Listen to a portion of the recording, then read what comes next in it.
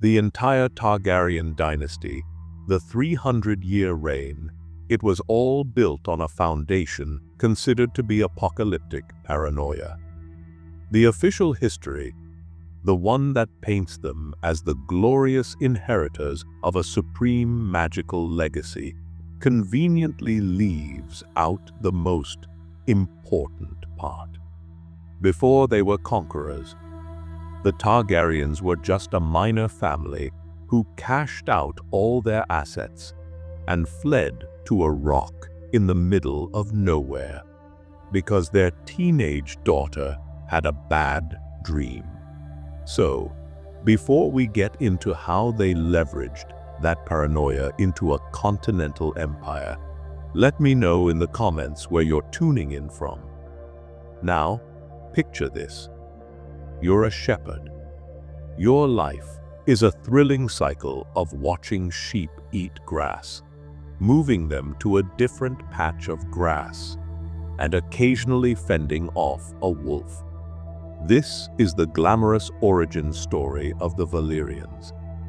For centuries, this was their lot on a peninsula that was essentially the forgotten backwater of Essos. While those empires were busy building pyramids and writing epic poetry, the Valyrians were, and I cannot stress this enough, humble shepherds. This all changed when a few of these shepherds got adventurous. On their peninsula was a chain of 14 active volcanoes named the 14 Flames. A sensible person would look at a ring of active volcanoes and think, let's not go there. But these weren't sensible people. Deep within the molten craters and volcanic caverns, they found something that would redefine their existence forever. Dragons. How exactly a bunch of shepherds managed to tame what are effectively sentient, flying flamethrowers is, shall we say, vague on the historical record. The official story involves some sort of magic, possibly learned from a mysterious, vanished people from the shadowy lands of Ashai, which is the fantasy equivalent of saying, a wizard did it. Whatever the method, it worked. Within a few generations, the shepherds had traded their hoes for dragon reins and their flocks for flying engines of mass destruction. This newfound air superiority had a predictable effect. The Valyrian Peninsula transformed from a forgotten nowhere into the world's new center of power. In their capital, the city of Valyria, they built impossible towers that spiraled into the heavens, and the ruling families lived lives of decadent comfort, powered by dragon fire and a healthy dose of blood magic. But Valyria wasn't an empire in the traditional sense. It had no single king or emperor. It was a freehold, which is a polite way of saying it was run by a council of about 40 of the most powerful dragon, riding families who were locked in a constant, savage struggle for dominance. And in this grand, deadly Game of Thrones, House Targaryen was, to be blunt, a nobody. They had dragons, yes, but politically they were on the periphery, far from the real centers of power. They weren't the richest, the most powerful, or the most influential. They were a minor house, a footnote in the grand history of the Valyrian freehold. This all brings us to one of the most consequential visions in history. 12 years before Valyria's spectacular self-destruction, a young woman named Daenerys Targaryen, forever after known as Daenerys the Dreamer, had a prophetic nightmare. She saw the doom of Valyria in fire and smoke. Unlike most people who have bad dreams, her father, Anar Targaryen, actually listened to her. He sold off all his holdings in the freehold, packed up his entire family, his wealth, his slaves, and his 5 dragons, and moved them all to the westernmost outpost of the Valyrian Empire, a bleak, smoking island in the narrow sea called Dragonstone. To their rivals back in Valyria, this was an act of pure cowardice. The Targaryens, a minor house already, were abandoning the center of civilization for a glorified rock. It was a joke, a surrender. They were running away. Let them go. This decision, this act of running away from a bad dream, would be the single most important event in their history. It was the pivot upon which their entire destiny would turn. Because 12 years later, the doom came. A cataclysm of fire and earthquake erupted from the 14 flames, obliterating the city of Valyria, killing every dragon and every dragon lord. The glorious freehold was gone, shattered into 1,000 warring pieces. The greatest civilization in the world had committed suicide, and the only dragon lords left in the entire world, the Targaryens, the cowards, the runaways, now sitting on their gloomy island with the last 5 dragons in existence, a monopoly on the fantasy world's equivalent of nuclear weapons. Congratulations, you've just inherited the world by default. So Valyria, the greatest civilization in the world, becomes a smoking, demon-haunted ruin. The freehold collapses. Its colonies descend into a century of savage, unrelenting warfare for the scraps of a dead empire. And what do the Targaryens, the last dragon lords on Earth, do with their absolute monopoly on apocalyptic air power? Nothing. For the better part of 100 years, they sit on their island and look east, not with an eye for conquest, but like a nervous investor watching the market crash from a safe distance. This period is optimistically called the Century of Blood by the Masters. For the Targaryens, it was the century of profitable inaction. Dragonstone itself was the westernmost outpost of Valyrian power, a bleak island citadel perched beneath a perpetually smoking volcano. Its strategic genius was its location. It sat right in the gullet of the narrow sea, giving its lords a stranglehold on Blackwater Bay and all the trade that passed through it. This is where the Targaryens found their true calling. Not as conquerors, not yet. As landlords. As toll collectors. They weren't entirely alone. They had their junior partners in this enterprise, 2 lesser Valyrian houses who had also wisely gotten out of Dodge before the doom. House Valyrian of Driftmark and House Celtigar of Claw Isle. The Valyrians and Celtigars handled the sea, their ships dominating the middle reaches of the narrow sea, while the Targaryens ruled the skies with their dragons. Together, they formed a neat little protection racket. Any merchant ship wanting to trade in Blackwater Bay or pass through the gullet filled their coffers. Congratulations. You survived the apocalypse to become glorified customs agents with flying lizards. The leadership of the house during this period is a masterclass in keeping it in the family. After Anar, the exile, died, the lordship passed to his son, Gammon the Glorious, who had the good sense to marry his prophetic sister, Daenerys the Dreamer. Their son, Aegon, and daughter, Aelena, ruled together after them. Then came their son Maeghan, his brother Aerys, and Aerys's 3 sons, Elix, Balon, and Daemon. The lordship passed from brother to brother until it landed on Daemon's son, Aerion. It's a family tree that looks less like a branching oak and more like a telephone pole. The lasting consequence of this century of isolationism was twofold. First, by staying out of the bloody free for all in Essos, they preserved their strength.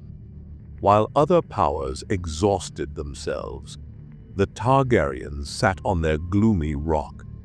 Their dragons grew, and their treasury swelled. They were a coiled spring, a loaded weapon left forgotten in a dusty attic. Second, this isolation intensified their Valyrian weirdness.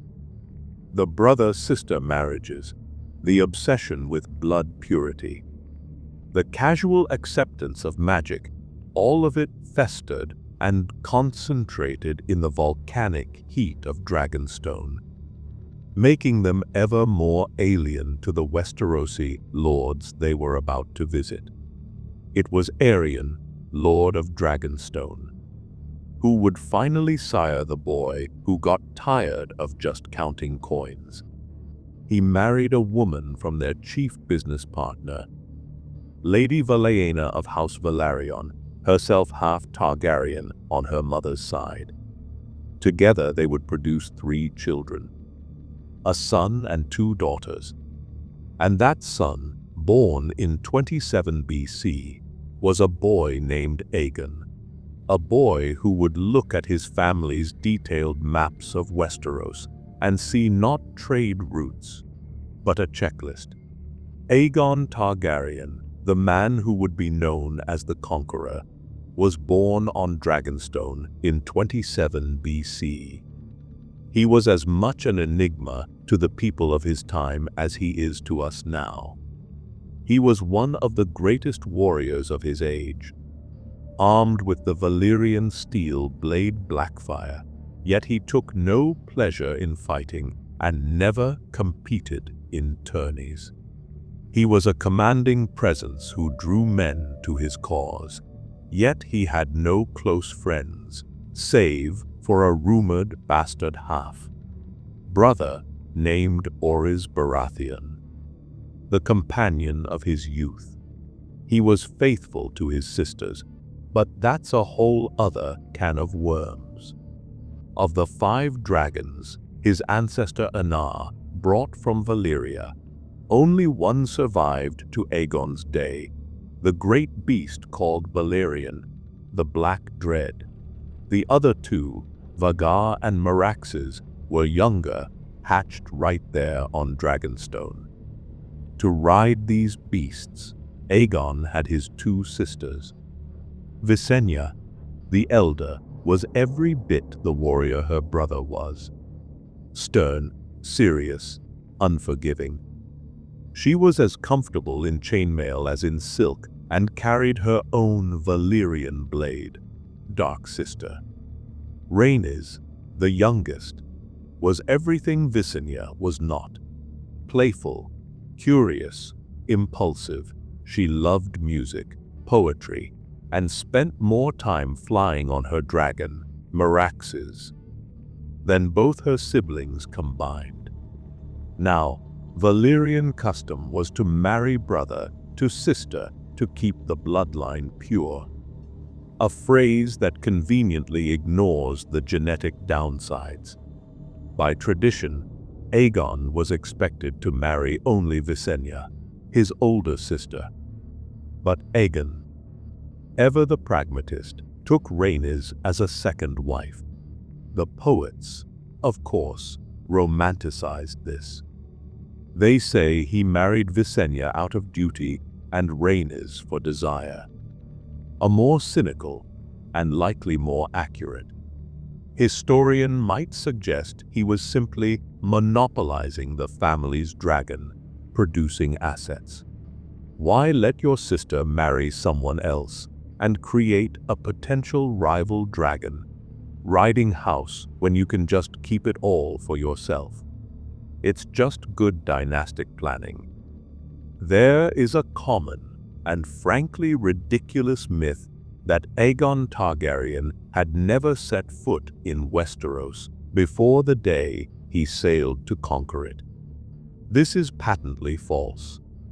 His interest in the Western continent was a long-term, calculated project. Years before the conquest, Aegon commanded the creation of the Painted Table, a massive slab of wood, 50 feet long, carved in the exact shape of Westeros and meticulously painted to show every river, forest, town, and castle. This isn't the work of a man with a passing fancy. It's the work of a man planning a corporate takeover. More telling, there are reliable reports of Aegon and his warrior, Sister Visenya, visiting the citadel of Oldtown in their youth as guests of the Hightowers. The Master's histories just slide that little detail in as if a pre-invasion visit to the headquarters of the faith and the academic elite of Westeros was as trivial as a day trip for hawking on the arbor. Nothing to see here, just the future conqueror and his chief enforcer doing a bit of reconnaissance at the home of the very people who could declare his invasion a holy war. The Westeros Aegon was eyeing was a fractured, chaotic mess of 7 squabbling kingdoms, almost always at war with one another. In the cold north, the Starks ruled from Winterfell. The deserts of Dorne were held by the Martells. The gold, rich Westerlands belonged to the Lannisters of Casterly Rock, and the fertile Reach was ruled by the Gardeners of Highgarden. The Vale was the domain of House Arryn. But the most belligerent kings, the ones whose ambitions posed a direct threat to Dragonstone's cozy trade monopoly, were his 2 closest neighbors, Harren the Black of House Hoare and Argilac the Arrogant of House Durrandon. Their petty squabbles would be the spark that finally lit Aegon's fire. North of the Blackwater, the Riverlands were ruled by the bloody hand of Harren the Black, King of the Isles and the Rivers. Harren was an Ironborn, a descendant of raiders and reavers who had taken the trident from the Storm Kings generations earlier.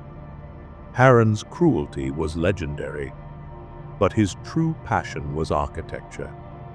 He devoted most of his nearly 40-year reign to building a castle so gigantic, so monstrously huge, that it beggared his lands and drove thousands to their deaths in its construction. But now, Harrenhal was finally nearing completion, and this terrifying king was about to be free to seek fresh conquests. No one felt more threatened by this than Argilac the Arrogant, the last of the Durrandon Storm Kings. Argilac was an aging warrior, a man who had been a legend in his youth, but whose famous black mane of hair was now gray. His only heir was his maiden daughter, and he was getting nervous. So, in a move of pure, transparent desperation, King Argilac reached out to the Targaryens on Dragonstone. He offered Aegon his daughter's hand in marriage, with a generous dowry of all the lands east of the God's Eye from the Trident to the Blackwater, Rush. It was a fantastic offer, with one tiny catch. The lands weren't his to give. They had belonged to Harren the Black for a generation.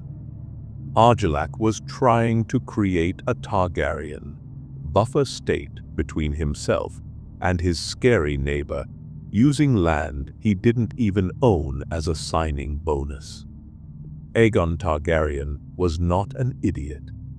He saw the play immediately. He replied that he already had 2 wives and didn't really need a third. And besides, those lands were Harren's problem, not his. But he made a counter-offer. He'd take the lands if Argilac also threw in a bit more territory, including a chunk of the Stormlands. The deal would be sealed by the marriage of Argilac's daughter to Orys Baratheon, Aegon's childhood friend and champion. Now, Orys was whispered to be Aegon's baseborn half-brother. Offering to marry a king's daughter to a bastard was a profound, calculated insult. And Argilac the Arrogant lived up to his name. The suggestion enraged him. He wouldn't dishonor his daughter by giving her hand to a bastard. So, he had the hands of Aegon's envoy chopped off, shoved them in a box, and mailed them back to Dragonstone. "These are the only hands your bastard shall have of me." The accompanying note read. Aegon made no reply. He didn't need to. Argilac had just given him the perfect justification. The casus belli he needed to launch the invasion he had been meticulously planning for years. He summoned his allies, the Valyrians, the Celtigars, and a few minor lords from Massey's Hook who had closer ties to Dragonstone than to their own liege lord in Storm's End. He and his sisters paid a visit to the castle set to pray to the Seven. A bit of political theater for a man who had never been known for his piety. And on the 7th day, a cloud of ravens exploded from the towers of Dragonstone, carrying a message to every king and lord in Westeros. The memo was simple and direct. From this day forth, there would be but one king in Westeros. Those who bent the knee to Aegon of House Targaryen would keep their lands and titles. Those who took up arms against him would be thrown down, humbled, and destroyed. It was less a declaration of war and more of a final notice of acquisition. The Targaryen takeover of Westeros had officially begun. Accounts differ on just how many swords sailed with Aegon from Dragonstone. Some say 3,000, others only a few hundred. Either way, this was not an overwhelming force. It was a specialist operation. His modest host landed at the mouth of the Blackwater Rush on the north bank, where 3 wooded hills rose above a small fishing village. This bit of real estate was technically claimed by both Harren the Black and Argilac the Arrogant. But since they were too busy staring each other down, it was completely undefended. It was the perfect beachhead. Aegon immediately threw up a crude fort of logs and earth on the highest hill, a structure that would one day, after significant upgrades, be known as the Red Keep. From this makeshift base, he sent his sisters out to secure the neighborhood. The local lords were of no great power and had little love for their overlord, Harren the Black. Rhaenys flew to the castle of Rosby, which yielded without a fight. At Stokeworth, a few crossbowmen took their chances against Visenya, loosing a few bolts at her dragon, Vagar. Visenya responded by setting the castle's roof on fire, which prompted a swift surrender. Turns out, most people's commitment to feudal duty wavers when their home is actively being incinerated. The first real test came from Lord Darklyn of Duskendale and Lord Mooton of Maidenpool, who joined forces and marched south with 3,000 men to push the invaders back into the sea. Aegon dispatched Orys Baratheon with the ground troops while he himself descended from above on Balerion, the Black Drade. The battle was predictably one-sided. Both lords were slain, and their sons and successors quickly yielded up their castles and swore their swords to House Targaryen. With a dozen castles subdued and the mouth of the Blackwater secure, Aegon decided it was time for some administrative pageantry.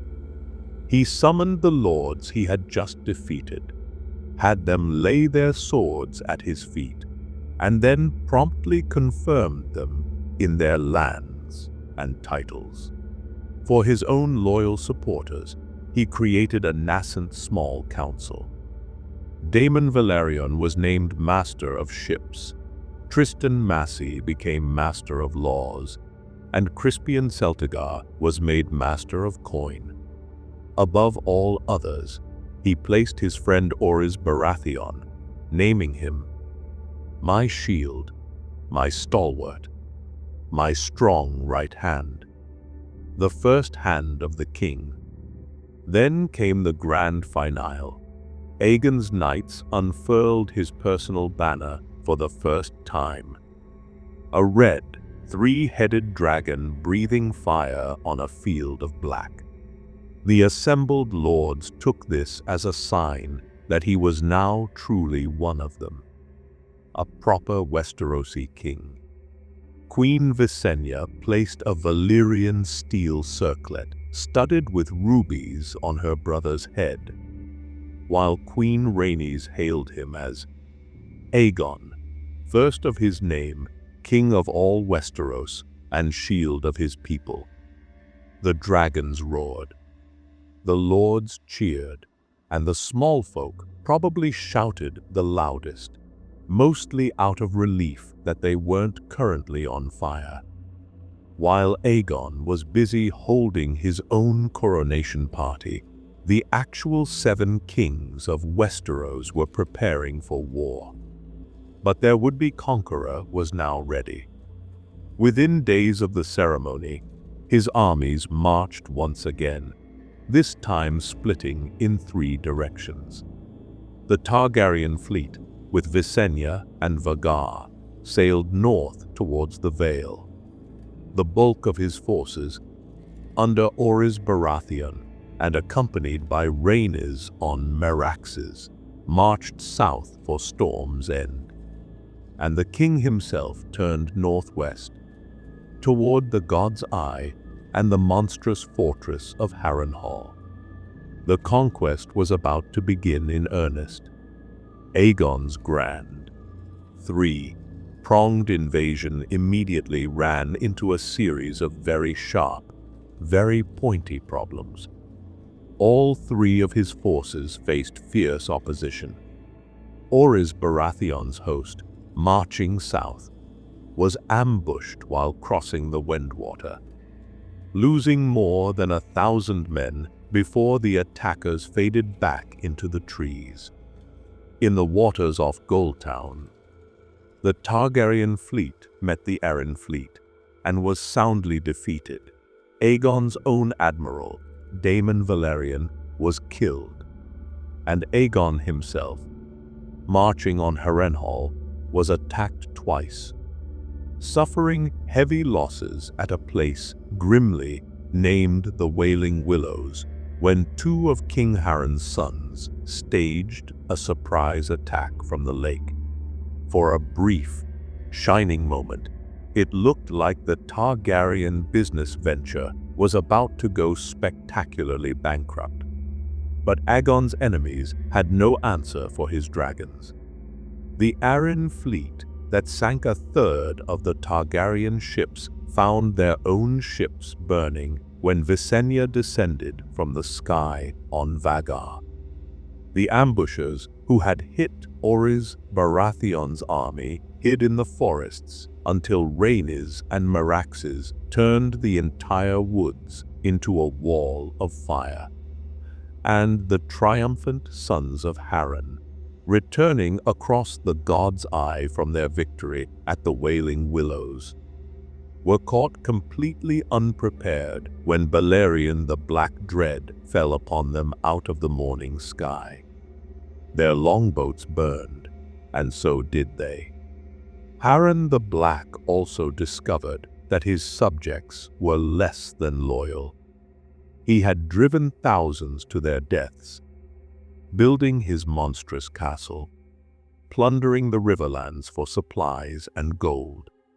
So, when called to defend Harrenhal, the River Lords, led by Lord Edmund Tully of Riverrun, decided they'd had enough. Tully declared for House Targaryen, raised the dragon banner over his castle, and rode to join Aegon. One by one, the other river lords, Blackwoods, Mallisters, Brackens, Freys, followed his lead, renouncing Harren and swelling Aegon's ranks. Suddenly outnumbered, King Harren the Black retreated into his supposedly impregnable fortress. Harrenhal boasted 5 gargantuan towers, an inexhaustible water source, massive vaults stocked with provisions, and walls of black stone too high for any ladder and too thick for any ram. Harren barred his gates and prepared to withstand a siege. Aegon had a different idea. He parleyed with Harren at the gates. "Yield now," Aegon began, "and you may remain as Lord of the Iron Islands. Yield now, and your sons will live to rule after you."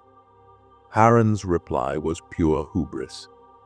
"What is outside my walls is of no concern to me," he said. "Those walls are strong and thick." Aegon's response was simple, but not so high as to keep out dragons. Harren famously retorted, "I built in stone. Stone does not burn." To which Aegon delivered the chilling final line of their conversation. "When the sun sets, your line shall end." Harren retreated into his castle, promising riches to any man who could bring down the dragon. But Aegon didn't attack the walls. He took Balerion up high into the clouds until the dragon was just a speck against the moon. Only then did he descend, well inside the castle walls. Balerion unleashed his fury, bathing the great towers in black fire shot through with red. Stone does not burn, Harren had boasted, but his castle was not made of stone alone. Wood, wool, straw, salted beef, and grain all took fire. The ironmen inside were not made of stone either. They ran screaming from the walls, shrouded in flame. And as the river lords watched from outside, they said the towers of Harrenhal glowed red against the night like 5 great candles. And like candles, they began to twist and melt as runnels of molten stone ran down their sides. Harren and his last sons died in the inferno that engulfed their monstrous fortress. House Ho'er died with him. The next day, outside the smoking ruins, Aegon accepted an oath of fealty from Edmund Tully and named him Lord Paramount of the Trident. The message to the rest of Westeros was brutally clear: no wall is high enough. With one king reduced to ash and his castle to slag. All eyes turned south. Argilac the Arrogant, hearing of his old enemy's fiery end, roared that he did not intend to be cooked in his own castle like a pig. He would meet his fate in the open field, sword in hand. As word of Harren's demise reached Storm's End, the old warrior King Argilac the Arrogant marched his own host out to meet his foes. He did not intend to die cooked inside his castle like a suckling pig. This was no surprise to Orys Baratheon. Queen Rhaenys, flying high on Meraxes, had witnessed Argilac's departure and gave the Hand a full accounting of the enemy's numbers and dispositions. It's a significant tactical advantage when your side has a dragon for a reconnaissance drone. Armed with this intelligence, Orys took up a strong defensive position on the high ground south of Bronzegate and dug in. Then, the Stormlands lived up to their name. A steady morning rain turned into a howling gale and a torrential downpour. The ground became soft mud, and Meraxes was unable to fly.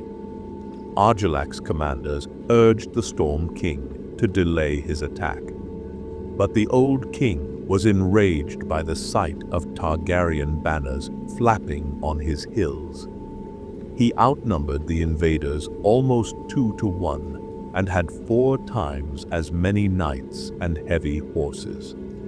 Noting that the driving rain was blowing into the faces of the enemy, he gave the command to attack. The battle of the last storm had begun. It was a bloody, messy affair. Thrice, Argilac led his heavy knights charging up the muddy, rain-slicked slopes. Thrice, the charge lost all momentum and cohesion as the warhorses struggled and foundered in the sticky muck. His spearmen, sent up on foot, had more success, breaking through the Targaryen lines as the invaders were blinded by the rain and their archers' bowstrings were too wet to be effective. Finally, the Storm King led his knights in a fourth and final charge which broke the enemy center, only to come face to face with Queen Rhaenys and a very large, very angry, and very grounded Meraxes. Even on the ground, the dragon proved formidable. Warhorses panicked at the sight and smell of her, and the charge devolved into chaos. King Argilac himself was thrown from his saddle, but continued to fight on foot. When Orys Baratheon came down the hill with his own men, he found the old king holding off half a dozen soldiers with a pile of corpses at his feet. Orys offered one last chance to yield, which was refused with a curse, and so they fought. In the end, the last of the Durandons got his wish and died with a sword in his hand. His death broke the heart of the Stormlander army, which promptly routed. For a few days, it seemed Storm's End might suffer the same fate as Harrenhal. Argilac's daughter, Argella, barred the castle gates and declared herself the Storm Queen. A bold gambit that lasted until her own garrison, who were significantly less enthusiastic about being cooked alive, raised a peace banner, threw open the gates, and delivered Lady Argella, gagged, chained, and naked, to Orys Baratheon's camp. To his credit, Orys unchained her with his own hands, wrapped his cloak around her, and spoke to her gently of her father's courage. And then, in a move of pure political genius, He took the arms and words of the defeated Durandons for his own. The crowned stag became his sigil, Storm's End became his seat, and Lady Argella became his wife. Thus, House Baratheon was born, and the Stormlands were secured for the Targaryens. With the Riverlands and the Stormlands under the control of Aegon and his allies, the remaining kings of Westeros finally understood the gravity of the situation. In the west, the two great kings had made common cause. From Highgarden marched Mern, king of the Reach, with a mighty host. He met Loren Lannister, the king of the Rock, and together they commanded the mightiest army ever seen in Westeros, 55,000 men, led by 600 lords and more than 5,000 mounted knights. They called it their Iron Fist, and they fully intended to use it to smash this Targaryen problem once and for all. Advised of the coming of the Iron Fist, Aegon gathered his own strength and advanced to meet them. He commanded only a fifth as many men as the two kings, and most of his troops were of questionable loyalty, but he was able to move much faster. At the town of Stony Sept, both his queens joined him with their dragons. The two armies finally came together on the wide, open plains south of the Blackwater. The two kings rejoiced when their scouts reported Aegon's numbers. They had 5 men for every one of his, and the disparity in lords and knights was even greater.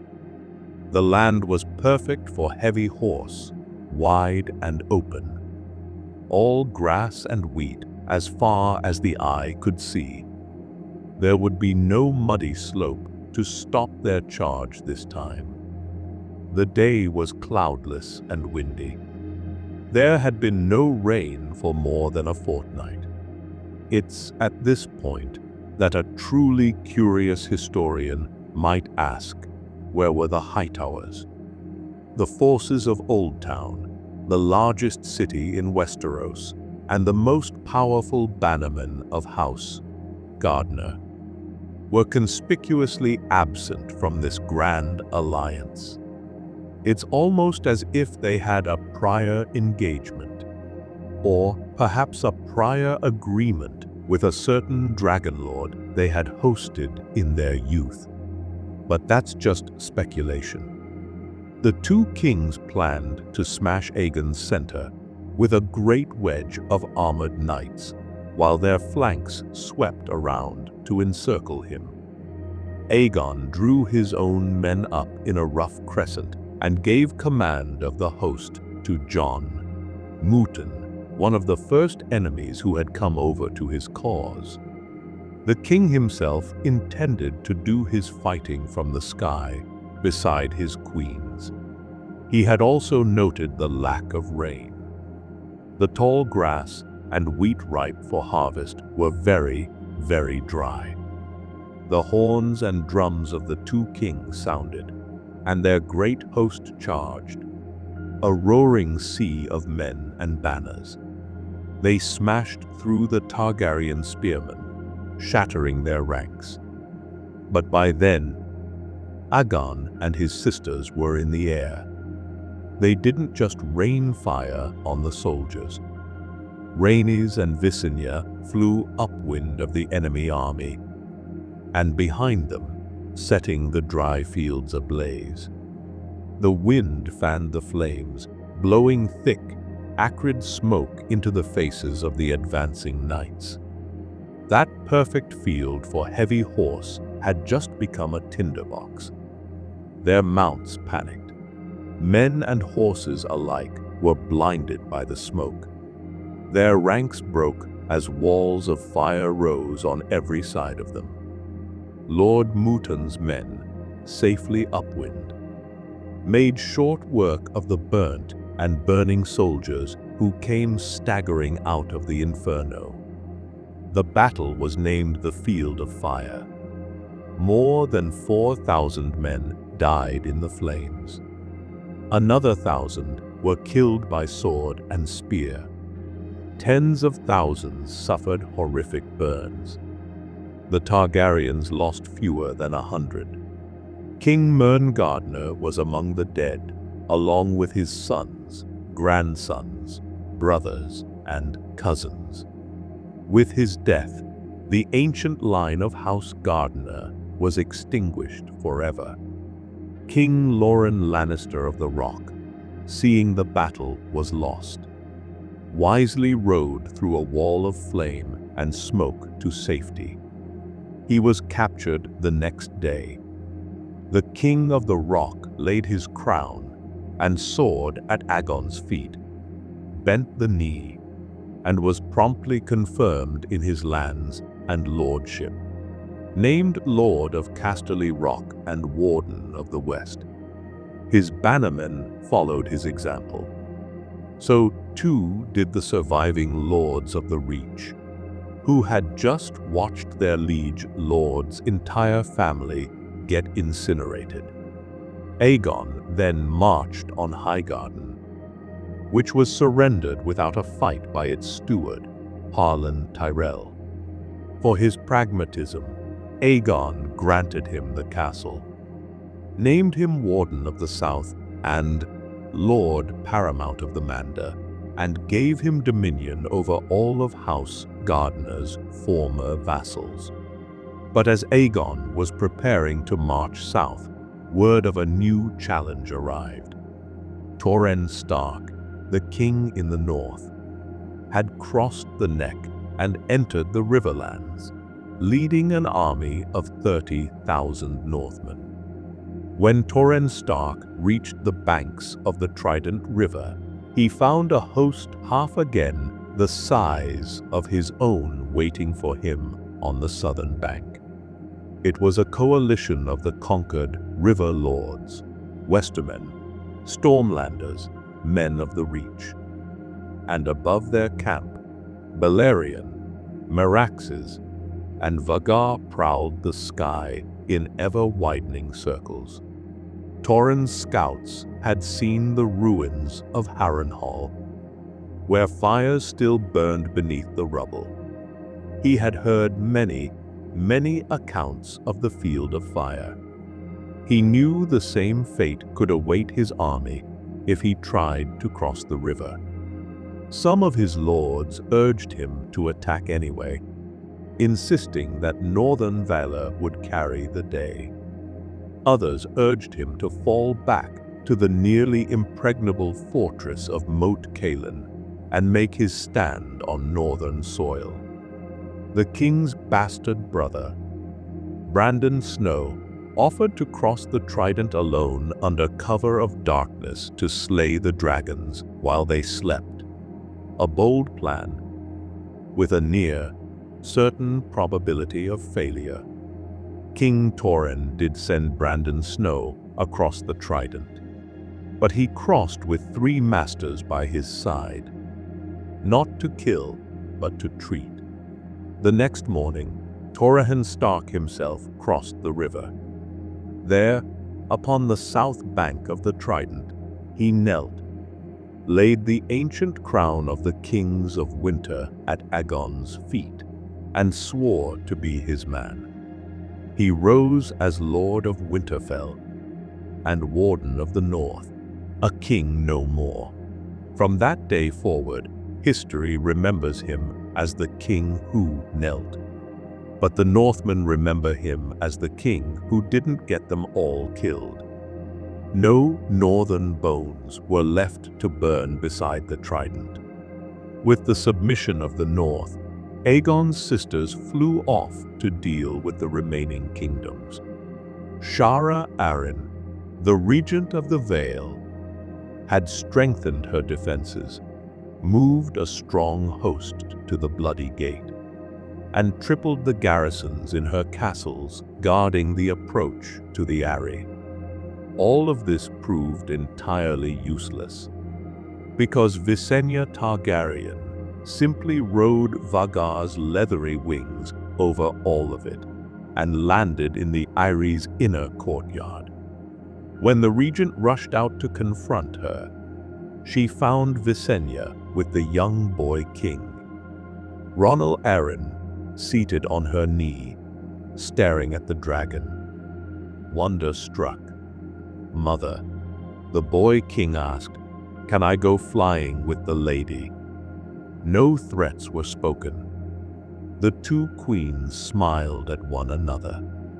Shara Arryn sent for the crowns of the veil and surrendered them. The little king got his 3 flights around the summit of the giant's lance and landed as a little lord. The veil was conquered not with fire and blood, but with a request for a joyride. Rhaenys Targaryen's mission to Dorne was significantly less successful. In fact, it didn't happen at all. A host of Dornish spearmen guarded. The princes passed through the mountains, but Rhaenys just flew over them. She descended on their castles only to find them empty and abandoned. In the towns, only women, children, and old men remained. When asked where their lords had gone, they would only say, "Way." Finally, her flight took her to Sunspear, the ancient seat of House Martell, where she found the Princess of Dorne waiting for her.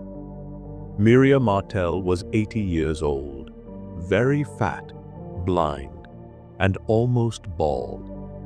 The Storm King had called her the Yellow Toad of Dawn, but neither age nor blindness had dulled her wits.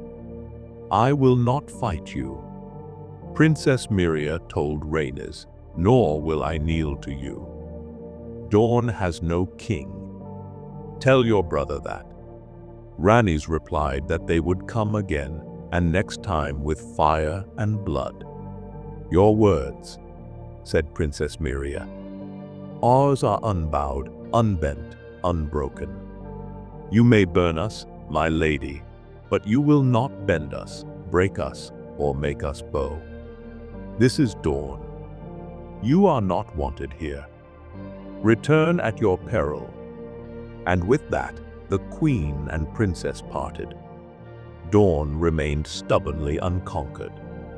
With 6 of the 7 kingdoms now under his control, Aegon turned south to the final, and most important, prize Oldtown.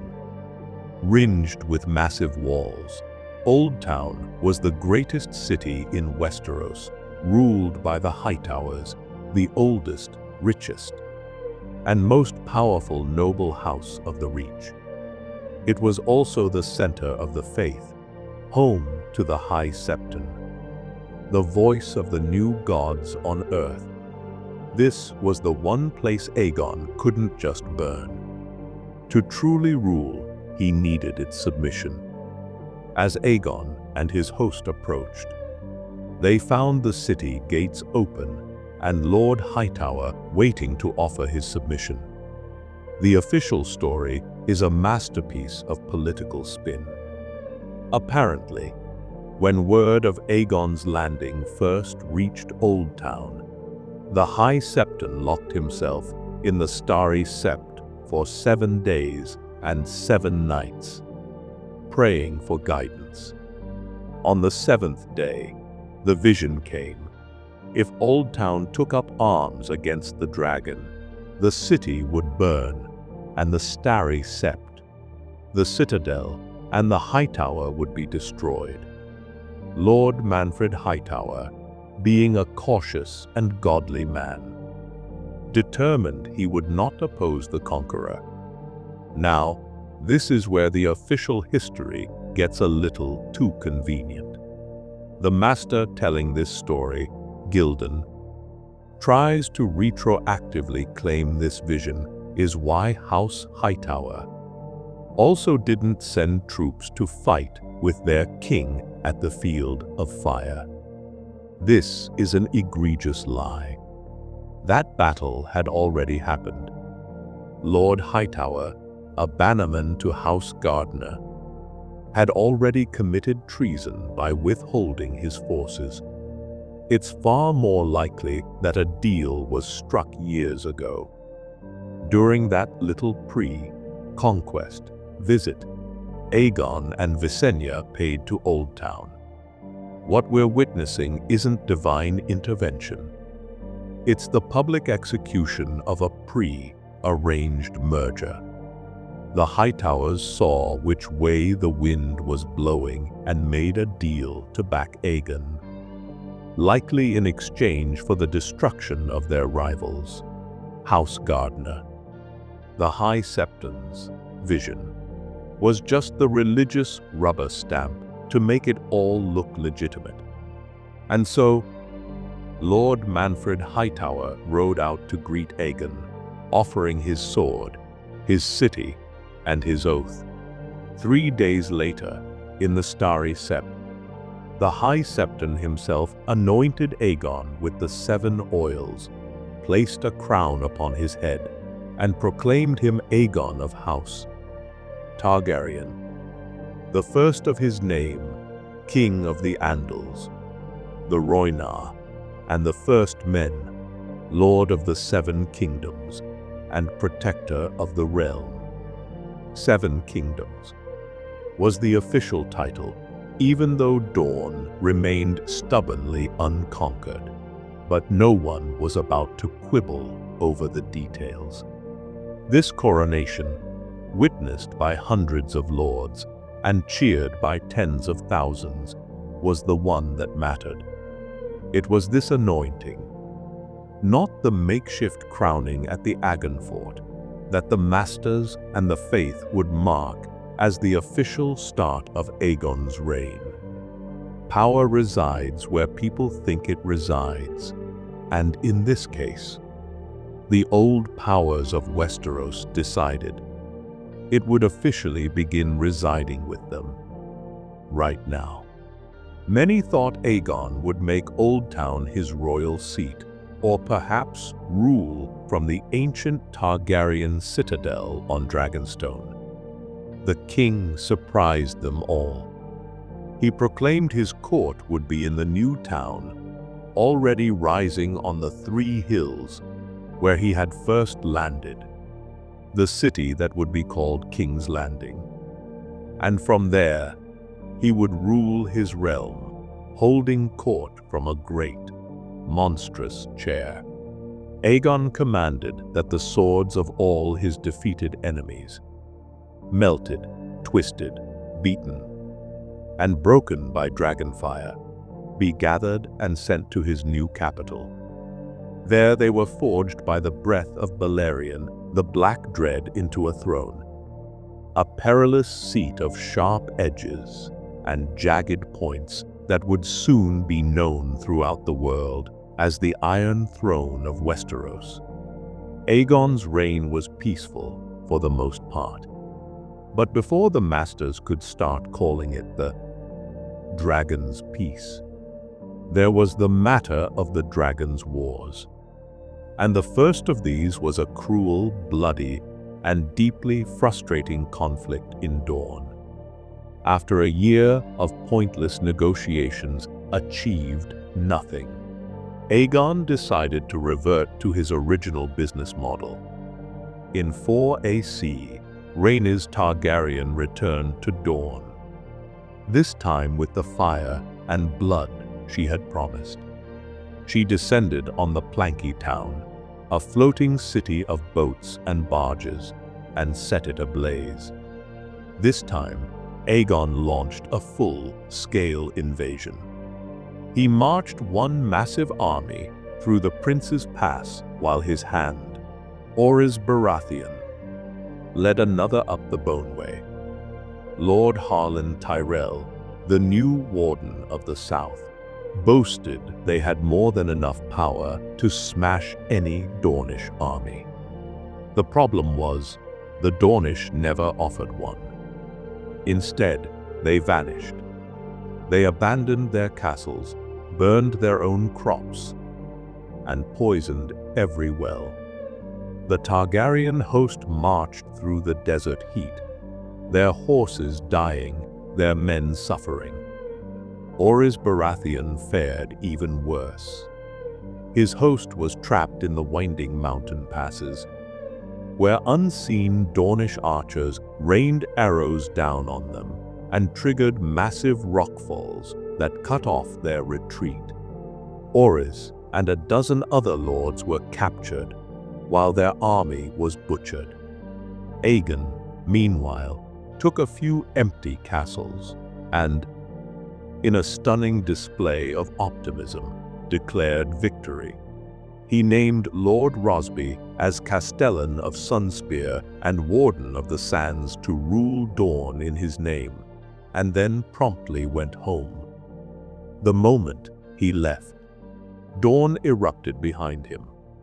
Dornish spearmen appeared from nowhere, retaking every castle. The garrisons Aegon had left were put to the sword after long torment. Lord Rosby himself was dragged to the top of the spear tower and thrown from a window by the ancient Princess Myrria. When Orys Baratheon and his lords were finally ransomed, they were returned with their sword hands chopped off, a grim message from the Dornish. This began the period known as the Dragon's Wrath. For the next several years, it was an endless, bloody series of atrocities, raids, and retaliations. Aegon and Visenya burned every castle in Dorne, sometimes more than once. The sands around the Hellholt were fused into glass. So hot was Balerian's fire, but the Dornish lords simply hid in their hills and caves, and the war ground on. Then, in 10 AC, the unthinkable happened. As Rhaenys flew Meraxes over the Hellholt, a defender atop the castle's highest tower fired a scorpion. The yard-long iron bolt caught the dragon square in the eye. Meraxes, in her death throes, came crashing to the ground, destroying the tower and a large section of the castle wall. Queen Rhaenys Targaryen, sister and wife to the king, perished with her mount. It was the first time a dragon had been killed in Westeros, and it proved that even the gods of the Targaryens could bleed. The war had cost Aegon one of his 3 dragons and one of his 2 queens. It was a staggering blow, demonstrating that his power, while immense, had its limits. Dorne was a smoking wasteland, but it remained unconquered. The death of Rhaenys did not end the war, it just made it meaner. The next 2 years were the years of the Dragon's Wrath, an endless, bloody cycle of atrocities and assassinations. Then, in 13 AC, what dragons and armies could not do, old age finally accomplished. Princess Myrria Martell died in her bed. Her son, Nyma, already 60 years old and in failing health, had no appetite for more slaughter. He sent a peace delegation to King's Landing, led by his daughter Daria, to offer peace. Aegon's council was strongly against it. Visenya and the now one-handed Orys Baratheon argued for continued war. But then, Princess Daria presented Aegon with a sealed letter from her father, for the king's eyes only. Aegon read it while seated on the Iron Throne. His face was like stone, and when he rose, those present said his hand was dripping blood from where he had gripped the sharp, bladed arms of his chair. He burned the letter and never spoke of its contents again. That night, he flew Balerion to Dragonstone. When he returned the next morning, he agreed to an eternal peace with Dorne. So, what was in the letter? To this day, no one knows for certain. The masters speculate it was a list of all the lords who had died, or a threat from Prince Nyma to hire the faceless men of Bravos to kill Aegon's young son and heir, Aenys. Some septons claim it was dark sorcery. A more compelling, though unprovable, theory is that Rhaenys survived her fall, only to be taken captive and slowly tortured to death by the lords of the Hellholt. The letter, in that telling, contained every excruciating detail. Whatever the truth, the mighty Aegon the Conqueror, after years of fire and blood, was defeated by a piece of paper. Dorne remained unconquered. That was Aegon's last war. Though he would sit the Iron Throne for another 24 years, he turned from conqueror to administrator. The reconciliation of the Seven Kingdoms became his primary policy. He made endless royal progresses, visiting every corner of the realm to let the small folk see their king. He established the king's peace, decreeing that any lord who went to war without his leave would be declared a rebel, ending the centuries of petty warfare between houses. He also created the Kingsguard. After being attacked in the streets of King's Landing, Visenya, ever the pragmatist, told her brother his guards were slow and lazy. To prove her point, she drew Dark Sister and slashed him across the cheek so quickly that none of his guards had time to react. "I could have killed you," she said. Aegon, bleeding, had no choice but to agree. So Visenya created a brotherhood of 7 knights, the finest in the realm, cloaked and armored in white, sworn for life to give up all lands and titles, and to live only to defend the king. A stellar example of constructive criticism leading to institutional reform. Aegon the Conqueror died of a stroke on Dragonstone in 37 AC, showing his grandsons the details of his conquests on the painted table. The throne he had forged with fire and blood passed to his eldest son. Aenys, and Anis was not his father. Aegon the Conqueror had 2 sons, one by each of his sister wives. The throne passed to the elder, Aenys, son of Rhaenys, and he was a disappointment. He was small and sickly at birth, a boy who cried constantly and was so unlike his warrior father that many whispered he wasn't Aegon's true son at all, but the product of one of Queen Rhaenys's many handsome favorites. He was a dreamer, a people pleaser, a fine singer, and utterly unsuited to sit on a chair made of swords. His half-brother Maegor, son of the formidable Visenya, was another story entirely. He was a robust, fearsome brawler who was given a sword at age 3 and supposedly butchered a castle cat with it. While Aenys was charming lords, Maegor was unhorsing seasoned knights in the tourney yard. The realm, forged and held together by a warrior, was now in the hands of a man who just wanted everyone to like him. The moment Aegon the Conqueror died, the vultures started circling. Rebels and pretenders popped up across the 7 kingdoms. An outlaw calling himself Harren, the Red seized Harrenhal. In the Vale, Anis's own cousin deposed his brother and declared himself king. In the Iron Islands, a priest-king calling himself the son of the drowned god walked out of the sea. King Anis's response was to wring his hands and talk about sending messengers to find out why everyone was so upset. His brother Maegor, however, had a more direct approach to conflict resolution. While Aenys dithered, Maegor claimed his father's dragon, Valyrian the Black Dread, flew to the Vale and summarily executed the rebels, hanging them from the walls of the Eyrie. His decisiveness and brutality crushed the rebellions where Anis's weakness had only encouraged them.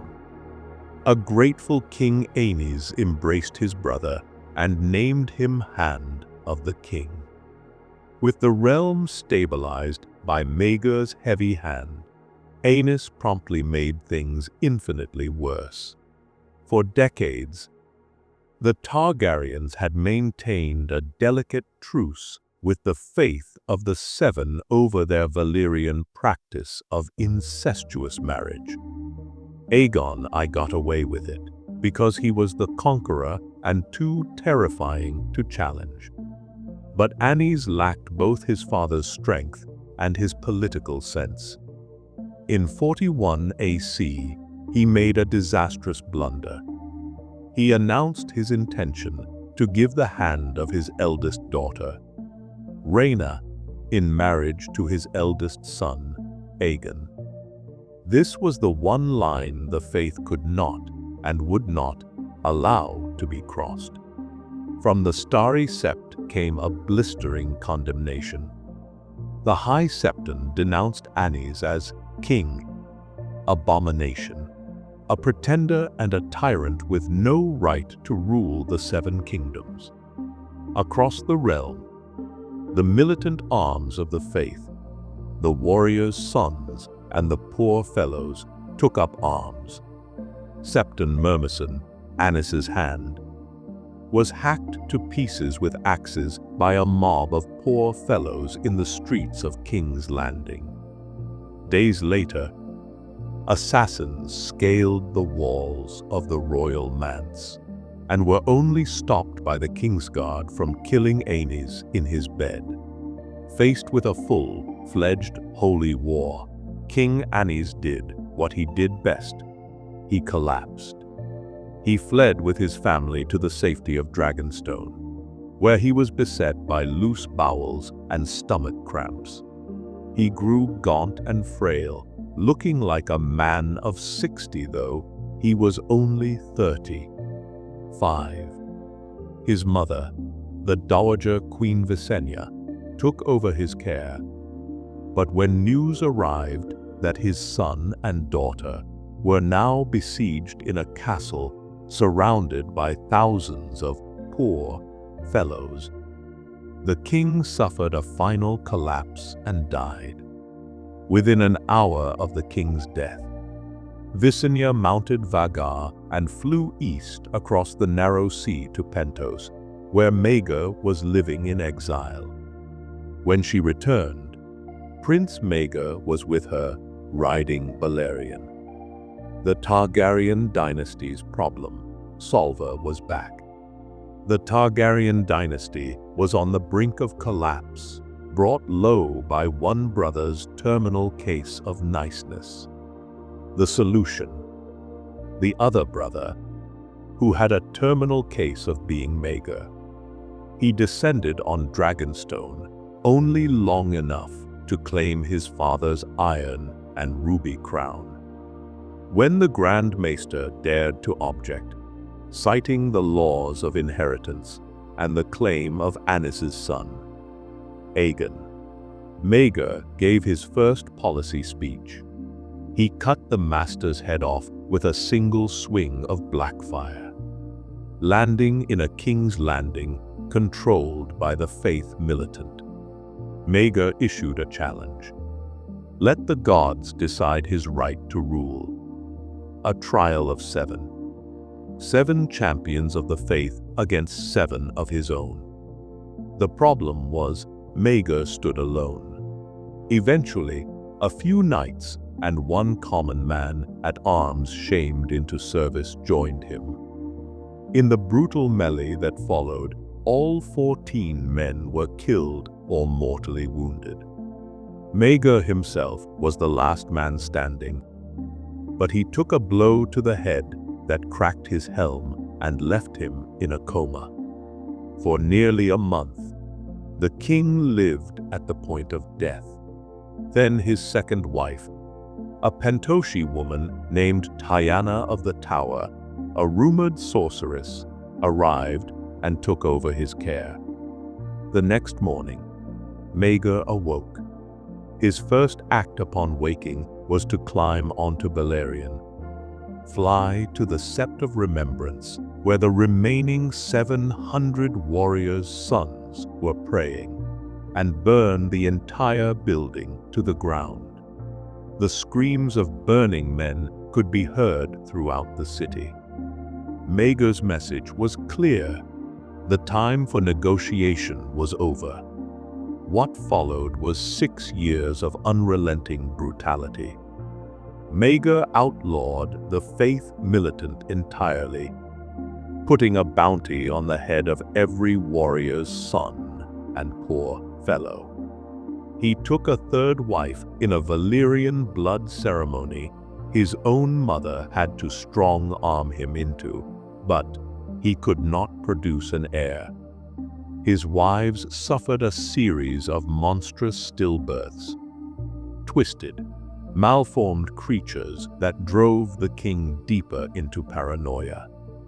He blamed sorcery and betrayal, executing his own queen and her entire family in a fit of rage. When his nephew, Aegon the Uncrowned, finally gathered an army to claim his father's throne, Maegor met him in the sky. The battle was the first time since the doom of Valyria that dragon fought dragon. Aegon's dragon, Quicksilver, was no match for the Black Dread. Maegor's jaws closed around the smaller dragon's neck, and both beast and rider plunged to their deaths. He finished the Red Keep, adding secret passages and the heavily fortified castle within a castle known as Maegor's Holdfast. Then, he hosted a grand feast for all the builders and craftsmen who had labored on it, and had every single one of them put to the sword to protect its secrets. By 48 AC, the entire realm had turned against him. His allies deserted him, his fleet abandoned him. Left with only a handful of supporters in a city that hated him, Maegor was found dead one morning, seated on the Iron Throne. His robes were soaked in blood. His arms slashed open on the jagged blades of the chair, another sword run through his neck. Some say the throne itself rejected and killed him. A more likely story is that one of the countless people who had every reason to want him dead finally got their chance. He had saved his dynasty from the faith, but he had done it by making everyone in Westeros hate him. The rebellion was broken, but so was the realm. The throne now passed to Anis's last surviving son, a 14-year-old boy named Jaehaerys, who inherited a kingdom united by fear and a crown stained with the blood of his uncle. The realm that Jaehaerys inherited was a smoking crater. The treasury was empty. The faith was shattered but resentful, and the lords were deeply mistrustful. And the new king was a 14-year-old boy. His first test was what to do with his uncle's few remaining supporters. His mother, the regent Alyssa Velaryon, wanted them all executed. Jaehaerys, in his first act as king, overruled her and issued a general pardon. He chose mercy over vengeance, and in doing so, began the long, arduous process of stitching a traumatized kingdom back together. Of course, being a Targaryen, his next major act was to secretly fly to Dragonstone and marry his younger sister, Alysanne. His regents were furious, but Jaehaerys and Alysanne handled the political firestorm with a deftness that was completely alien to their predecessors. They simply refused to yield, remaining on Dragonstone as a united front until their regents had no choice but to accept the marriage. The Faith, having just survived Maegor the Cruel, decided that this was not a hill they wanted to die on. They developed a new theological concept called the Doctrine of Exceptionalism, which basically stated that the laws of gods and men regarding incest conveniently didn't apply to the silver-haired folks with dragons. This set the tone for Jaehaerys' entire 55-year reign. While Aegon is remembered for conquest and Maegor for cruelty, Jaehaerys should be remembered for good governance. His accomplishments were less glamorous, but far more important. He didn't burn castles. He built roads. The Great King's Road, the network of highways that connected the entire continent, was his project. He gave the realm a single, unified legal code, putting an end to the patchwork of contradictory laws that had governed the Seven Kingdoms for centuries. He built sewers and fountains for King's Landing, transforming it from a sprawling, stinking camp into a true city. He did not rule alone. His partner in this great cleanup was his wife, good Queen Alysanne. She was fiercely intelligent, politically astute, and deeply loved by the common people. She established the tradition of the women's courts, where she would listen to the concerns of women from all walks of life. It was through these courts that she learned of the widespread abuse of the ancient and odious Lord's right to the first night. After hearing story after story of the trauma this right inflicted, Alysanne successfully convinced a reluctant Jaehaerys to abolish it by royal decree, forever ending the practice in the Seven Kingdoms. Together, they ruled for over half a century in what became the Targaryen dynasty's golden age. The realm was at peace and it prospered. They called him Jaehaerys the Conciliator, and later, the Old King. He didn't conquer Westeros, he built it. He turned a collection of feuding territories united only by fear into a single, functioning realm, held together by laws, roads, and a shared sense of peace. He was, by every measure, the greatest king to ever sit the Iron Throne. But for all his wisdom, Jaehaerys I made one critical error, a mistake born not of malice or incompetence, but of personal tragedy. He lived too long. He outlived his beloved wife, and, crucially, he outlived his chosen heirs.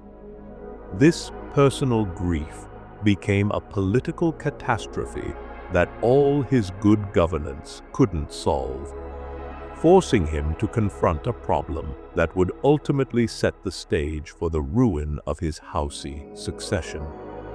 Jaehaerys and Alysanne had a long and fruitful marriage, producing many children. But the gods can be cruel. One by one, his heirs died. His eldest son, Aemon, was killed by pirates. Jaehaerys then named his second son, the fierce and capable Balon the Brave, as his heir. But in 101 AC, Balon died suddenly of a burst belly. The old king, now a grieving widow in his 60s, had outlived his sons, and the succession was once again dangerously unclear. The choice came down to two main claimants. The first was Balon's eldest son, Prince Viserys Targaryen, a perfectly acceptable, if uninspiring, choice. The second, and by the normal laws of primogeniture the stronger claim, belonged to young Laena Velaryon. Laena was the son of Jaehaerys' eldest child, Princess Rhaenys. But Rhaenys was a woman, and she had already been passed over once, before in favor of her younger brother Balon, earning her the unfortunate nickname, the Queen Who Never Was. Now the lords of the realm had to decide if they would pass over her son as well. Jaehaerys, the Conciliator, the wisest king in Westerosi history, faced with the first truly unsolvable problem of his long reign, decided to delegate.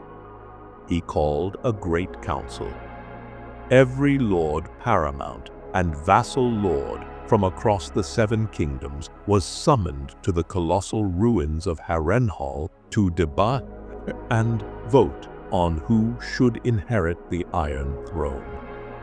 It was the Westerosi equivalent of a political convention, a massive spectacle designed to crowdsource the monarchy and prevent a civil war between the powerful factions backing each claimant. After much deliberation, politicking, and backroom dealing, the lords of Westeros voted. By a margin of more than 20-1, they chose Viserys. The decision established a powerful, ironclad precedent. The Iron Throne could not pass to a woman, nor could a woman's claim pass to her male children if a suitable male heir existed. This ruling, celebrated at the time as a triumph of peace and wise governance, was the single most important legal justification for the civil war that would tear the realm apart just a generation later. In their effort to prevent one succession crisis, the great lords of Westeros had laid the perfect legal groundwork for a much worse one. Congratulations, you played yourselves. 2 years later, in 103 AC, Jaehaerys the Conciliator died peacefully in his bed. He left behind a realm that was more unified, prosperous, and peaceful than it had ever been. He also left a ticking time bomb at the heart of its succession law. The Iron Throne passed to his chosen grandson, Viserys I. Viserys was a pleasant, good-natured, and amiable man who loved feasts and tourneys. He hated conflict and desperately wanted to continue his grandfather's legacy of peace. And he would pursue that peace, no matter how many obvious, festering problems he had to ignore to maintain it. Viserys I was a perfectly nice man, which made him a perfectly terrible king. He inherited a peaceful, prosperous realm, and his only job was to not break it. He broke it. His entire reign was a desperate attempt to keep everyone happy, a strategy that predictably ended with everyone being miserable and at war. His obsession was producing a male heir. His wife, Queen Aemma Arryn, gave him one living child, a clever and capable daughter named Rhaenyra. whom he adored. But the queen suffered through multiple miscarriages and stillbirths in Viserys's relentless pursuit of a son. Finally, Queen Aemma died in childbirth, and the son she bore her survived only a day. In his grief, Viserys did something unprecedented. He officially named Rhaenyra as his heir, gave her the title Princess of Dragonstone, and summoned all the great lords of Westeros to swear a sacred oath to uphold her claim to the Iron Throne. It was a bold, progressive move that he would spend the rest of his life actively undermining. How did he secure his daughter's position as heir? By immediately remarrying, of course. And not just to anyone. He married Alicent Hightower, the daughter of his notoriously ambitious hand of the king, Otto Hightower. It was like trying to put out a campfire with a bucket of wildfire. Soon, Queen Alicent gave Viserys what he had always wanted, a son named Aegon, and then another son, Aemond.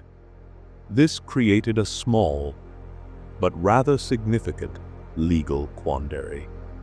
The Great Council had just established the precedent that a male heir trumps a female one. The court immediately split into two armed camps. There were the Blacks, who supported the king's named heir, Princess Rhaenyra, and there were the Greens, who supported the rights of the firstborn son, Prince Aegon, and his mother, Queen Alicent. The name stuck after a great tourney where the queen wore a green gown and the princess wore a dramatic black one. Viserys's brilliant solution to this deepening, venomous rivalry that was tearing his court and his own family apart was to host more feasts and insist that everyone get along. He stubbornly refused to change the succession, maintaining that Rhaenyra was his heir. At the same time, he did nothing to curb the power and ambition of the Greens, who were openly grooming Prince Aegon for the throne. He was a man who was unable, or simply unwilling, to deal with the deadly fissures forming within the Red Keep. He just hoped the problem would go away on its own. It did not. On the third day of the third moon of 129 AC, the amiable King Viserys, ancient and feeble, died in his sleep. The humble chamberlain who found him rushed to inform Queen Alicent. Had the king's wishes been honored, a raven would have been sent to Rhaenyra on Dragonstone, informing her to come claim her throne. The queen had other plans. She threw the servant into the black cells to ensure word of the king's death would not spread. Then, she ordered a secret meeting of the small council, with the aim of persuading them to recognize her son Aegon as the rightful king. The dance of the dragons was about to begin. With King Viserys dead, Queen Alicent and her father, Otto Hightower, moved with a speed and decisiveness their late king had lacked his entire life. The royal chambers were sealed.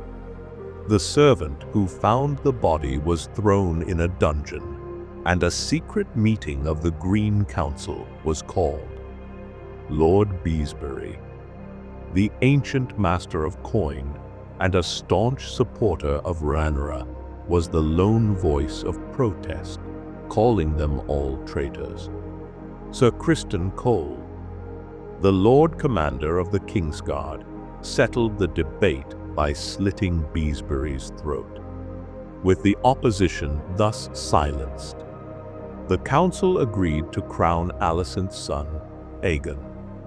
No one was more surprised by this than Aegon himself, who at first refused the crown, knowing it went against his father's wishes. His mother convinced him otherwise, arguing that Rhaenyra was not the forgiving type and would surely execute him and his brothers to secure her claim. Thus, 7 days after Viserys' death, King Aegon Targaryen, second of his name, was crowned in the Dragon Pit before the cheering masses of King's Landing. Word eventually reached a pregnant Rhaenyra on Dragonstone. The shock of her half-brother's betrayal induced a miscarriage. The baby was stillborn. In her grief and rage, Rhaenyra held her own coronation, took up her father's crown, and her Black Council was formed. The war was on, with the Greens holding the capital and the treasury. Rhaenyra's primary advantage was her superior number of dragons. To secure allies, she sent her sons as envoys. The eldest, Jacaerys, successfully won the support of the Arryns of the Vale and the Starks of Winterfell. Her middle son, Lucerys, flew south to Storm's End to treat with Lord Boros Baratheon. It did not go well. Lucerys arrived to find his cousin, the one-eyed and famously temperamental Prince Aemond, already there with his dragon, Vhagar. After Lord Boros dismissed him, Aemond, burning with a lifetime of resentment, mounted the colossal Vhagar, the oldest and largest dragon in the world. The same beast Visenya had ridden during the conquest, and chased young Lucerys and his small dragon Arrax into a storm over Shipbreaker Bay. It wasn't a fight. It was an assassination. Vhagar, a hardened veteran of 100 battles, tore the boy and his dragon from the sky. The death of Lucerys transformed the Dance of the Dragons from a political dispute into a savage blood feud. When word reached Rhaenyra, she collapsed. Her husband, the ruthless and ever pragmatic Prince Daemon, promised revenge. An eye for an eye, he wrote. A son for a son. He reached out to 2 of his old underworld contacts in King's Landing, a disgraced city watch sergeant known only as Blood, and a castle rat catcher known as Cheese. The 2 assassins used their knowledge of the Red Keep's secret passages to sneak into the Queen's chambers, taking Aegon's sister, wife, Helaena, and her children hostage. They forced the Queen to choose which of her 2 sons would die. A weeping Helaena eventually named her youngest, Mela. Blood and Cheese ignored her, and instead beheaded her eldest son and heir, Jaehaerys, before fleeing. The war of letters and envoys was over. The war of atrocities had begun. After the tit-for-tat murder of their sons, both Rhaenyra and Aegon were consumed by a bitter desire for the utter extermination of the other. The dance was no longer a political dispute. It was a fight to the death. The Greens, now led by the ruthless Sir Criston Cole, decided to set a trap. They laid siege to Rook's Rest, a castle held by a lord loyal to Rhaenyra, correctly predicting she would send a dragon to relieve the siege. She sent her aunt, the formidable Rhaenys Targaryen, the queen who never was, on her dragon Meleys the Red Queen. As Rhaenys arrived, she was ambushed not by one, but by 2 enemy dragons, King Aegon on his brilliant golden dragon, Sunfire, and his brother Aemond on the colossal Vagar. 1,000 feet in the air, the three beasts fought a vicious, swirling battle of fire and claw. In the end, Rhaenys and Meleys were slain. But the victory was Pyrrhic. Aegon Secor was so severely burned that he would be in a coma for the next year, and his dragon Sunfire was mortally wounded, its wing torn almost completely from its body. With the Blacks now down several dragons and Rhaenys gone, Rhaenyra's eldest son, Jacaerys, resorted to a desperate measure. He held open auditions. Any bastard of Targaryen lineage was invited to Dragonstone to try and tame one of the masterless dragons living there. It was called the sowing of the dragon seed. Most who tried were either burned alive or eaten. But 4 succeeded. A hulking blacksmith's son named Hugh Hammer claimed Vermitha, a common man. At arms called Ulf the White claimed Silverwing. A bastard of uncertain parentage, Adam of Hull, claimed Seasmoke. And a sharp-witted peasant girl named Nettles tamed the wild dragon Sheepstealer. Suddenly, the most powerful weapons in the world were in the hands of commoners. Their first test came quickly. The Greens had allied with a powerful fleet from the Triarchy of Essos, which ambushed the Valyrian navy in the Gullet. In response, Jacaerys and his newly minted dragon riders descended on the enemy fleet with a fury. They eviscerated the navy of the Three Sisters, but victory again came at a terrible cost. Prince Jacaerys flew too low. His dragon was entangled by grapnels, and he was killed by a hail of crossbow bolts. Rhaenyra had lost her eldest son and heir, while dragons battled in the sky. The war on the ground had become a bloody, chaotic slog across the continent. The main Lannister army, marching to support the Greens, was trapped and completely annihilated by a force of river lords and Northmen at the battle by the lakeshore. An engagement so bloody the small folk called it the fish feed. The opportunistic Ironborn, seeing the Westerlands now undefended, allied with Rhaenyra and began mercilessly plundering the western coast. With the Greens' principal allies crippled and their main army bogged down in the Riverlands, the capital of King's Landing was left largely undefended. This was the moment Rhaenyra had been waiting for. She and her husband Daemon descended on the city with their dragons, while Lord Corlys Velaryon blockaded the Blackwater rush with his fleet.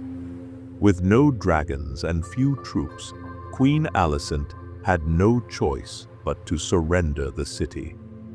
Rhaenyra Targaryen marched into the Red Keep, executed her father's Green counselors, and finally took her seat upon the Iron Throne. Rhaenyra sat on the Iron Throne. It was the high point of the war for her.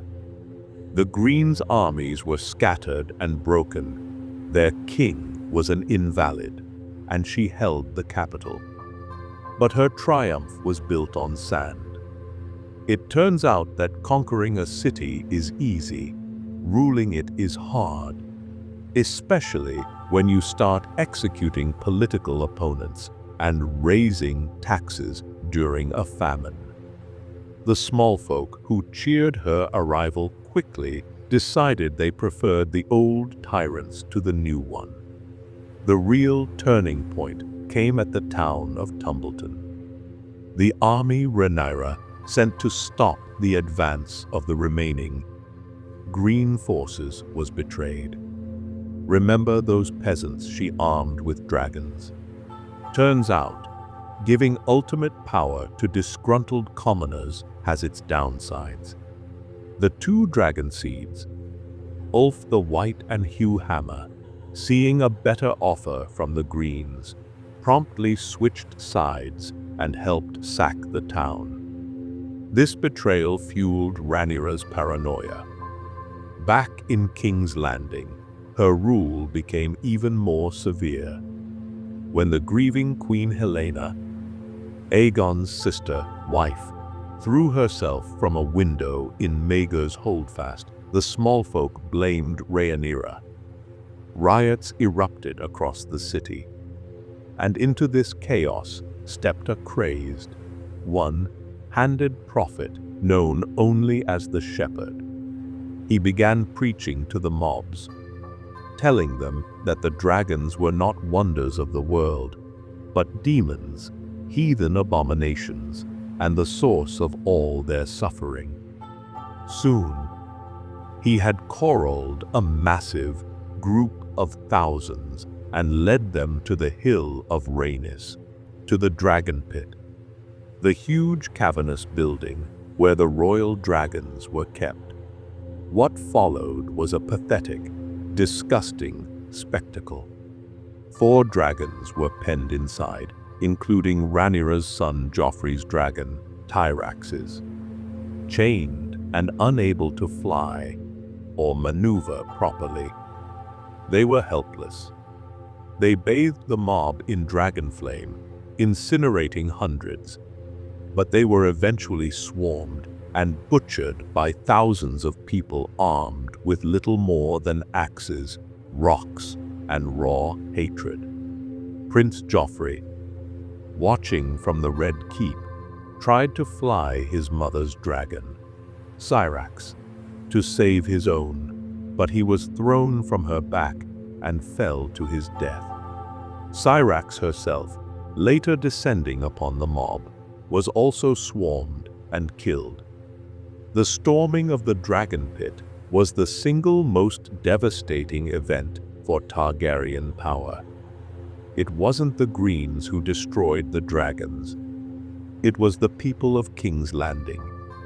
Having lost her sons, her dragons, and her throne to a rioting mob, a broken Rhaenyra was forced to flee the city she had just conquered, selling her father's crown to buy passage on a ship. She sailed for Dragonstone, the last safe haven she had left. But an unpleasant surprise was waiting for her there. Her brother, Aegon Huddu, having been smuggled out of King's Landing months earlier, had since recovered from his wounds. And there on Dragonstone, he and his own wounded dragon, Sunfire, were reunited. Here, the Black Queen, whose rebellion had caused the deaths of so many, would meet her end. Aegon fed his sister to his dragon. Sunfire, ancient and tired, died of his own long-standing wounds just days later. Aegon Tullier had won. He returned to a ruined King's Landing to reclaim his throne. His city was in ruins. His dragon was dead. His sons were dead. And a massive, undefeated army of Starks and Tullys who still supported his dead sister's cause was marching south to kill him. It was a triumphant victory.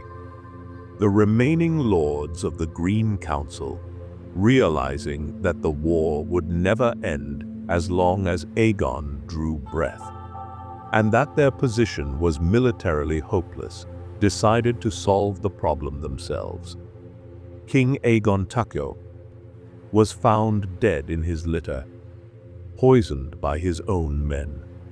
It was a fittingly treacherous end to a treacherous war. With both claimants dead, the dance of the dragons sputtered to a halt. It ended not with a final glorious battle, but with a grim political settlement. Rhaenyra's last surviving son, Aegon the Younger, was brought forth from captivity and crowned King Aegon Æther, to unite the two warring branches of the family and heal the realm. He was married to Aegon Taviar's only surviving child, his daughter, Jaehaera. A neat and tidy solution, if you ignore the mountains of corpses, the ruined economy, and the deep, abiding trauma that now afflicted the entire continent. Aegon Æther was a grim and broken man who had been forced to watch his own mother be devoured by his uncle's dragon. He was sullen, melancholic, and he hated dragons. It was fitting, then, that he would be remembered by history as Aegon the Dragonbane. The handful of dragons that had survived the dance were sickly, stunted things. During Aegon Æther's reign, the last of them died out. Some say the masters, who had long distrusted magic, secretly poisoned them. Others say the great beasts simply wasted away, their fire extinguished in a world that no longer had a place for them. Whatever the cause, their extinction marked the true end of an era. The Targaryens were no longer gods who walked among men. They were no longer the ultimate power in the world. They were just another noble house who happened to sit on the Iron Throne. Their authority now derived from tradition and inertia, not from the threat of fiery annihilation from above. This fundamental shift in the balance of power, from absolute to conditional, would define the next 150 years of their rule. They were no longer dragons, they were just men. And it wasn't long before they found new, and even more creative, ways to try and destroy each other. After all, when you can no longer fight over who has the biggest dragon, you have to find another reason to go to war. And the next great reason was bastards. With the dragons gone, the Targaryens were just another family, and they found new things to fight about. This brings us to Aegon IV, known to history accurately as Aegon the Unworthy. His reign was defined by corruption, debauchery, and a single, catastrophic final act of pure, spiteful chaos. On his deathbed, fat and rotting from his excesses, he legitimized all of his numerous bastards. Chief among these was a man named Daemon Waters. He was handsome, charismatic, and one of the deadliest warriors in the realm.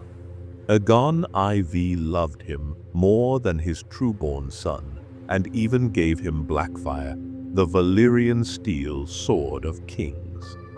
This is like giving your favorite kid the family business and the other one a pat on the head.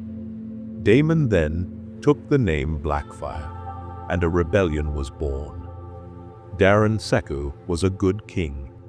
He was intelligent, just, and he finally brought Dawn into the realm peacefully through marriage, something Aegon, the conqueror himself, could never do. But many lords hated peace. They hated the Dornish, and they saw Daeron's intellectual pursuits as weakness. They looked at the charismatic warrior Daemon Blackfire, and they decided they liked his resume better. Encouraged by other resentful lords and ambitious bastards, Daemon Blackfire raised a black dragon banner on a red field, the reverse of the Targaryen sigil, and claimed the Iron Throne for himself. Half the realm declared for him, and another civil war tore Westeros apart.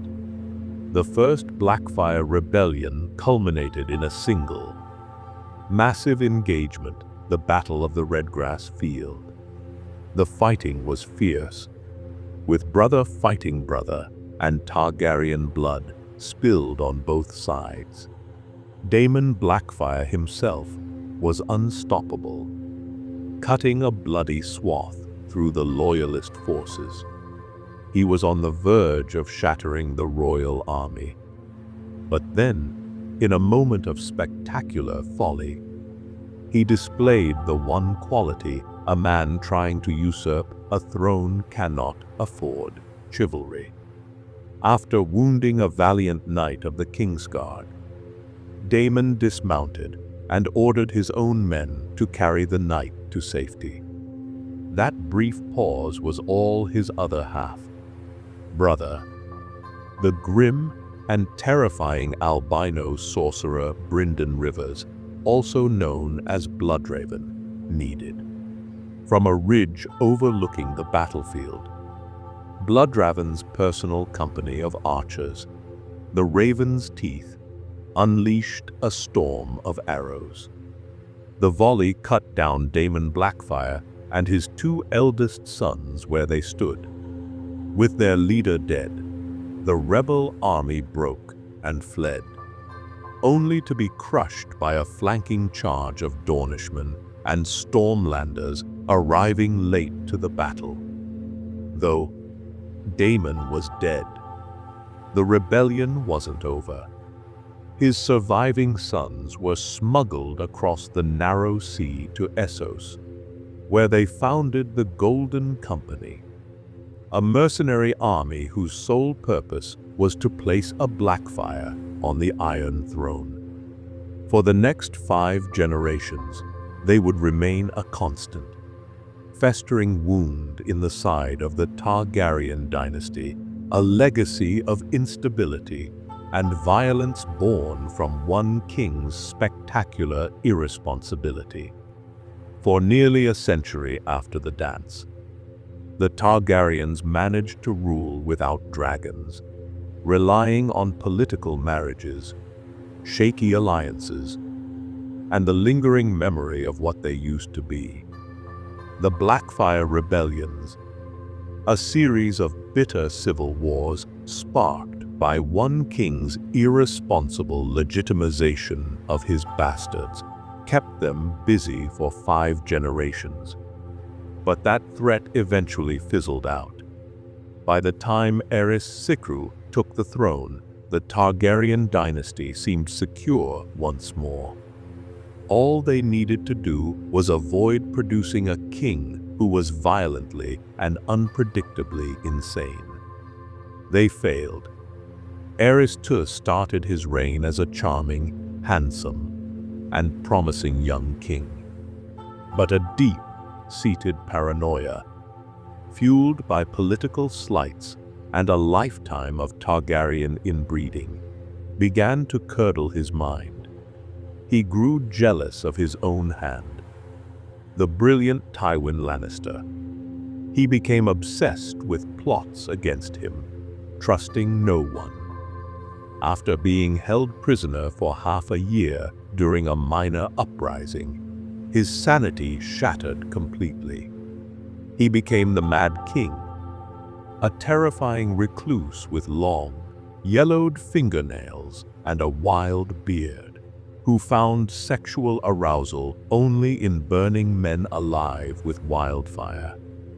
The final crisis was sparked by his own son, the Crown Prince Rhaegar.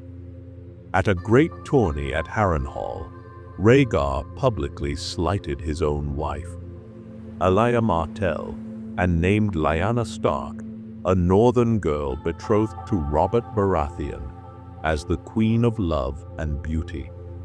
Shortly after, Rhaegar apparently abducted Lyanna, spiriting her away to a tower in Dorne. Lyanna's eldest brother, Brandon Stark, rode to King's Landing, demanding Rhaegar answer for this. Aerys had him arrested for treason. He then summoned Brandon's father, Lord Rickard Stark, to court to answer for his son's crimes. Lord Rickard demanded a trial by combat. Aerys granted it. As his champion, Rickard Stark would fight for himself. As the crown's champion, Aerys chose Wildfire. Lord Stark was suspended from the rafters of the throne room above a burning pyre and slowly roasted alive in his own armor. His son Brandon was tied with a leather cord around his neck and a sword placed just out of his reach. He strangled himself to death trying to get to the sword to save his father. It was a display of cruelty so monstrous, so utterly depraved, that it broke the feudal contract. Not content with this, Aerys then sent a raven to Jon Arryn in the Eyrie, demanding that he send him the heads of his two wards, Lyanna's other brother, Eddard Stark, and her betrothed, Robert Baratheon. Jon Arryn, in a rare display of common sense from a High Lord, decided that raising his banners in rebellion was a better option than decapitating the future lords of two great houses. He, Robert, and Ned called their banners. The Starks, the Baratheons, the Arryns, and later the Tullys all rose in open rebellion. This was not another Targaryen squabbling with another Targaryen. This was a coalition of the greatest houses of the realm rising up to extinguish the House of the Dragon for good. The rebellion came to a head at a crossing of the Trident River. There, the rebel army met the royalist host, and in the swirling waters of the ford, Robert Baratheon, the demon of the Trident, finally came face to face with the man who had stolen his betrothed, Prince Rhaegar Targaryen. Their duel was the stuff of legends. It ended when Robert's massive warhammer smashed into Rhaegar's ruby-studded breastplate, caving in his chest and ending the life of the Silver Prince. With Rhaegar's death, the Targaryen army broke and fled. The war was effectively over. Seeing which way the wind was blowing, Tywin Lannister, who had shrewdly kept his forces out of the entire war, finally chose a side. He marched his army to the gates of King's Landing, professing his loyalty to King Aerys. The Mad King, in a final act of spectacular stupidity, opened the gates. The Lannisters poured in and began to brutally sack the city. As the city fell around him and the rebels were at his door, Aerys Targaryen decided on one last act of urban renewal. He commanded his pyromancers to ignite the massive caches of wildfire hidden beneath King's Landing. His final order was, burn them all. He was stopped by the youngest member of his own Kingsguard, Sir Jaime Lannister, who put a sword through his king's back to prevent the massacre. The Targaryen dynasty, which had begun with fire and blood, ended with a gurgle and a treasonous stab. In the Red Keep, Lannister soldiers stormed the royal nursery. They murdered Rhaegar's infant son, Aegon, smashing his head against a wall. They brutally killed his wife, the Dornish princess Elia Martell, and their young daughter, Rhaenys. On the island of Dragonstone, as a massive storm raged, Aerys's queen died giving birth to his only surviving child, a daughter she named Daenerys. A few loyal retainers, knowing Robert's assassins would soon be coming, smuggled the young Prince Viserys and the infant Daenerys across the narrow sea into a life of exile. Robert Baratheon took the Iron Throne, a crown won with a warhammer and a rebellion fueled by a personal grudge. He ruled over a kingdom united in its opposition to the madman he had deposed, the great House Targaryen, which had fled the doom of one continent only to bring fire and blood to another, was no more. They had ruled for nearly 300 years, a dynasty built on dragons, incest, and prophetic dreams. In the end, their fire consumed them, leaving behind a legacy of ash, a throne of swords, and a world forever changed. They were a cautionary tale, if there ever was one. That absolute power is a flame that eventually burns even its wielder.